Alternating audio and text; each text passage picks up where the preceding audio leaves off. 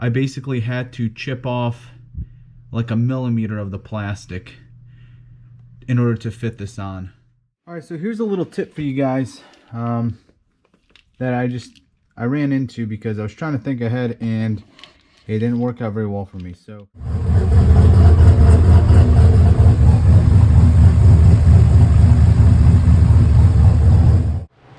okay, so the lines have been pulled. This is what currently it looks like. It'll come up from the bottom over here. The fuel pressure regulator will mount here, and the feed line will go down that way. Then I got to figure out where exactly I'm going to put it. One thing that well, I didn't know, I actually didn't check, but you only get one straight fitting and one 90-degree fitting for your 6AN line with this kit. And the other kit that I bought as a spare is used for fuel, but it's not the Teflon AN fitting kit, which there is a difference if you didn't know. So I had to put a straight fitting on here, which sucks because it's got to go like that, and it would be nice if it was a 90-degree because it would just ride the firewall and then come from under. So I left enough slack. I'm gonna order a 90-degree fitting, cut this off, and then do this again, pull the line back down, cut it, put a 90-degree fitting, just so it looks a little bit nicer. But for now, it'll do just to get the car up and running and dyno ready. The next order of business that I have to take care of are the fuel rails. So I'm looking at my new engine, or my old fuel rails, and just making sure that the brackets provided will fit. So when you order this kit, what happens is you get a kit from Holly that looks like this. Alright, so you get 2 fuel rails, you get a bunch of fittings. Looks worse than it is. It's actually fairly simple. When you open up this guy here, what's interesting is you get a whole bunch of like fuel rail mounting brackets. So you get like a group A, B, C, and D. And then you also get a random one. This guy here, which I don't know what it's for.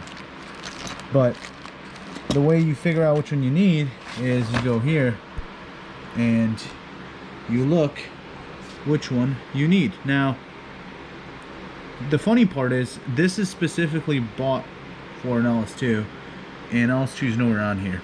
So after doing a little bit of digging, what I found was the LH6, which is the 5.3 motor, and the LH8. The LH6, the 5.3 motor, uses the same Trailblazer SS intake as the LS2, so that ends up being group B. So I'm gonna go ahead and do group B. One of the things in here, one of the warnings in here, I don't know where it's at, talks about using one of these one at a time, or using all these one at a time because they look so familiar.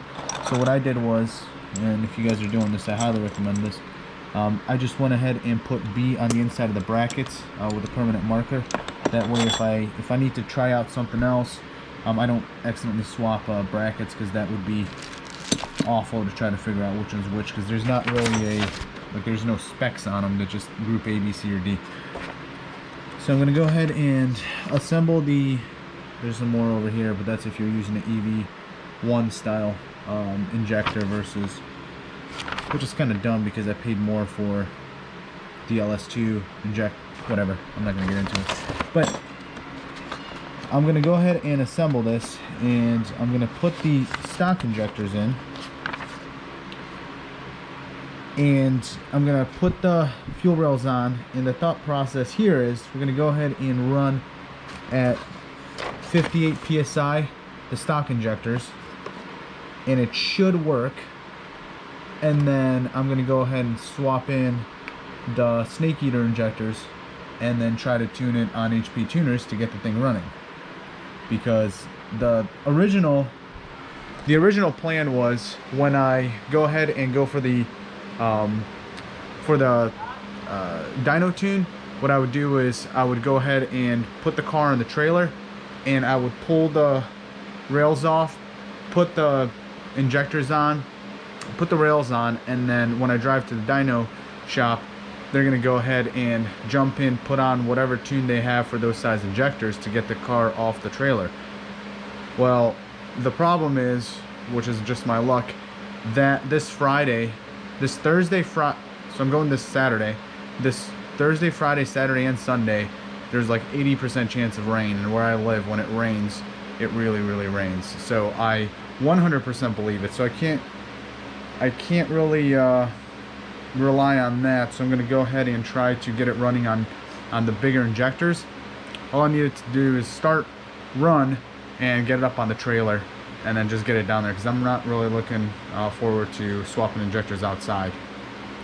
So I'm going to go ahead and start with the removal of the coil packs up here, which I ordered some DIY wires as well. I need to put these coil packs somewhere else, because this looks really, really weird. I just don't know how to, or where to route the wires to, but I'll figure something out. Anyway, I'm gonna take this guy off. I'm gonna go ahead and pull the stock rail, and I'm gonna go ahead and swap the injectors, put the rail in, cut the AN fuel line to go under the throttle body here, and then figure out which side I want to feed from, because it's kind of hard to explain because it's not here. But if you can imagine, the fuel pressure regulator is sitting right here, and the feed fuel line for the, so this is the feed fuel line from the gas tank, right? But then you have to feed the fuel rails, and it's almost impossible to make this turn and then go back that way. So I might have to go all the way to the back, or I don't really want to do that. Or maybe I feed it from the front here, feed the fuel rail here, loop it on the back, and then plug it off on the other side. I don't know, I'm gonna have to play around with that, because the 8AN is much harder to work with than the 6. The 6 has a fairly easy radius fit, whereas the 8AN, I mean, it's not, I don't want to put too much stress on the fitting too, so it's not like you can really like bend it in 90 degrees. There's also Teflon lining in there, so you want to be careful. So I'll figure something out. Okay, so I started to put together the Holley fuel rails. The next order of business right now is to take off my old injectors, so I can go ahead and put them on the new fuel rails and run the car, just to make sure everything works, the fuel pump, etc., etc. That's the best way to not introduce another variable here. I wanted to show you guys, I'm sure most of you know this, but for those of you who don't, on how to take out these injectors. So I have a video on my channel about taking off injectors off my Corvette here, but for LS2 and some other LS engines, some injectors have these clips. So if you ever order injectors online, sometimes an option will pop up that says injector clips or no. These are what they're talking about.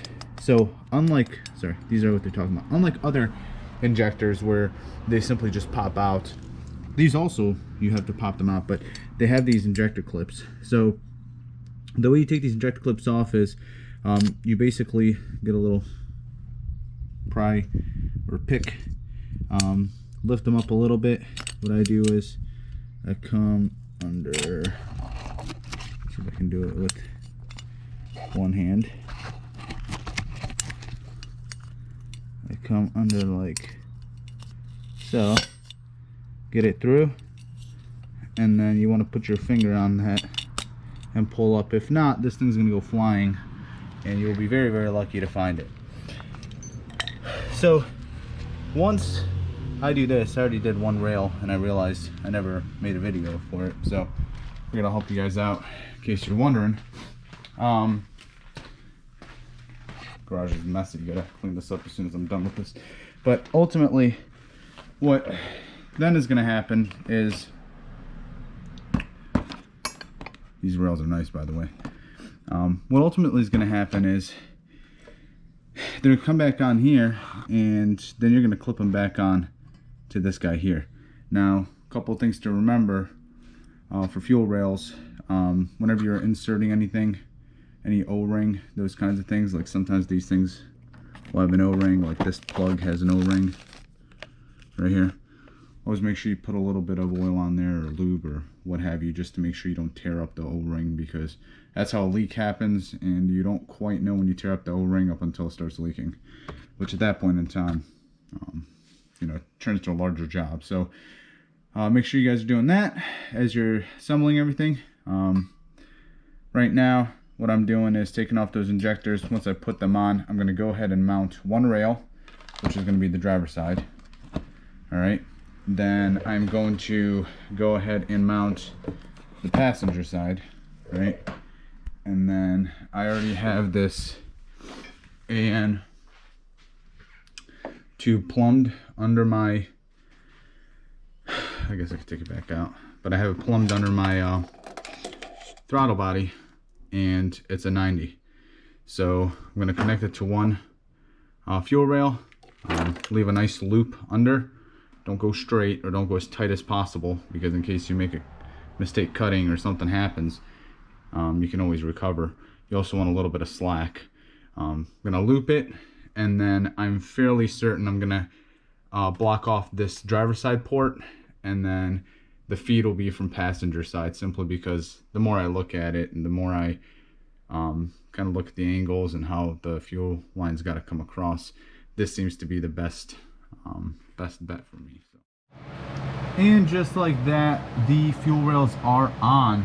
I have completed the installation of the crossover hose here. So as you can see, it's basically a 90-degree, goes under the throttle body to a 90-degree. One thing that you're going to have to contend with is see that tight fit for the alternator? I had to, so this part's plastic back here. I basically had to chip off like a millimeter of the plastic in order to fit this on. For whatever reason, it just would not clear. It was by like a millimeter. So basically I did that, and after that it was fine. I was able to get it on there, get the injectors on. I am using the clips. I was actually tempted not to use the clips, but I went ahead, pulled the injector out maybe like a millimeter, and then clipped them on. It actually fits pretty good with that Group B bracket. It tightens down. It doesn't put extensive pressure on the injector. The injector can still wiggle around a little bit. So I'm gonna go ahead and address the back end. My original plan of doing the 90 degrees back there, I don't know if you can see that, is not gonna work, because there is the rest of the manifold. So it'll be just a straight coming out with a -8 right into the regulator here. Now, I thought about doing a 90 degree coming out of here. I'm thinking about a 90 and a 90. I think I might be able to make it work, so I don't have to go from the other side, but it's definitely risky, because I could end up trying to do it and it doesn't work, whereas if I go from the other side, I know for a fact it will definitely work. So I gotta toss that around a little bit. Maybe I'll mount the fuel pressure regulator, or clean this up, put all this back together, mount the fuel pressure regulator, and see where it lands, because the rest of the vacuum lines and all that good stuff has to still come back here. So once I lay all that out, I'll see what makes the most sense. I kind of like not having, I kind of like the thought of having the line go from the passenger side over to the driver's side here, because as the motor moves, you have a little more slack in the fuel line, rather than here you would have less than a foot. So you're talking about from the back there to right here, it's probably less than a foot. So the more I think about it, it probably makes more sense to go to the other side, but we'll see. All right, so here's a little tip for you guys that I ran into because I was trying to think ahead and it didn't work out very well for me. So when I was installing the gas tank, so I'm on the driver's side here of the car. When I was installing the gas tank, I threw the loom for all the wiring for the dual pump setup over to this side, and the thought process was I'll put the gas tank up and then just run the wiring all the way across the side. Well, turns out that it's actually not that easy. You really don't have any space up there, and the space between the frame rail and up is not, there's like maybe an inch. It's not enough for the relays to pass through. So ultimately what I had to do was I had to cut, which I did this on my Corvette as well, which really irritates me, but I had to basically cut the wiring loom all over again and thread it through, verify that I can actually get the relays over on the other side, and then heat shrink or crimp and heat shrink everything back together. Not a big deal, probably, you know, an extra 15-20 minutes, but it sucks to have to break into a wiring harness. The whole reason I bought it was because it was, you know, an already assembled wiring harness. Otherwise I could have just built this thing myself. Well, the way to avoid this is before you hook it up over here, thread the wiring harness through on the outside out here. I don't know if you guys can see that. Thread it through, drop it back down that way, and then hook everything up for the gas tank, put it up, and then you'll have plenty of space over here. Because the plug will fit past here, so it'll fit going this way with this end, but it won't fit going that way with that end up there. So as soon as this is done, I'll be throwing the well, I'll show you guys what the fuel rails look like and the cut AN lines, and then we're gonna go ahead and put this thing back together and start it up. All right, so here is the finished product, boys and girls. I have the front crossover line made. Yeah, that's right, they're damaged. I don't care. I got the 2 male fittings. Gonna drop them down. So this is gonna go in the front. And I got this guy who is going to go in the back. So this is gonna go to the back side of the passenger side fuel rail. This is gonna go to the fuel pressure regulator. And that will conclude this build. One thing that I did do was, even though I cleaned these out, which this is the part that I don't like, I cleaned these out after I cut them, and by cleaning them out I blew them out and then used a Q-tip. I went ahead and flushed them with warm water, and stuff still came out. So all the cutting that I did before the fuel filter is going to get trapped in the fuel filter. The cutting that I did after the fuel filter is going to come out of this line. So my thoughts are, I'm going to go ahead and I'm going to probably drain the line into like a bucket. I'm going to prime the line and then drain it into a bucket before I hook it up to the fuel pressure regulator. Unfortunately, the return I'm not going to be able to do that with, but I do have some filters in the gas tank, and then I'll just have to replace the the inline fuel filter, the 10 micron filter, I don't know, fairly soon. One other thing to note, if you guys are doing this, there are like four filters, whatever. It's like a 10 micron, 40 micron, and 100 micron. You might be tempted to use the 100 micron because it's cheaper. The 100 micron is actually supposed to go before the fuel pump, so it's supposed to essentially filter out whatever you're putting into the fuel tank. Then the 10 micron is after, so the 10 micron is what's leading directly into your fuel rails. You could also put the 100 micron on the return, but I don't think that makes sense because it already got filtered through the 10 micron. So the best case is to use the 100 before the fuel pump and then the 10 after. So with that said, I'm going to go ahead and put everything back together, figure out the fuel or the vacuum line to the fuel pressure regulator, figure out where to mount the fuel pressure regulator, and clean up the bay a little bit. And that should be it. Should be good for a first start. Oh, then I got to put this guy back together with the LS7 MAF on. So that's going to be fun. Hopefully that'll get started. And in just a few minutes, everything is done.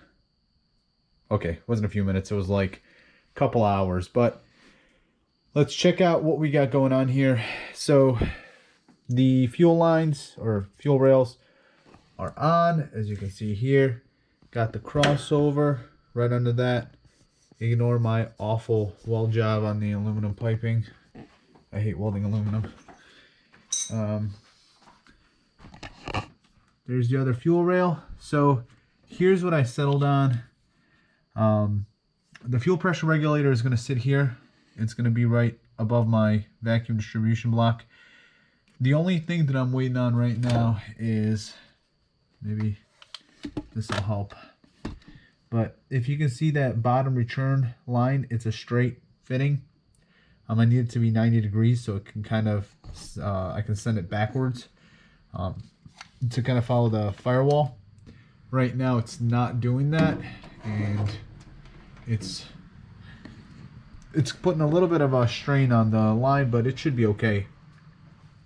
The fuel pressure regulator that comes with the Huron fuel pump kit does not come with this gauge, so you are going to have to get a gauge separately. I got a 0 to 60 PSI gauge. That's very important. You need to know you have fuel pressure. If you don't have fuel pressure, that'll be an indication of an incorrect installation or wiring or something's jacked up. So everything's hooked up with the exception of the power wire for the fuel pump and the hob switch for the secondary fuel pump. So if you watched my other videos for my Corvette, I did this very thing where I basically just hook up the fuel pump. I jumped the fuel pump relay, and then I basically check the flow and then apply pressure to the hob switch and then ensure the flow roughly doubles or looks like it doubles. I mean, you'll definitely be able to tell the difference. So I'm going to go ahead and check that now really quick.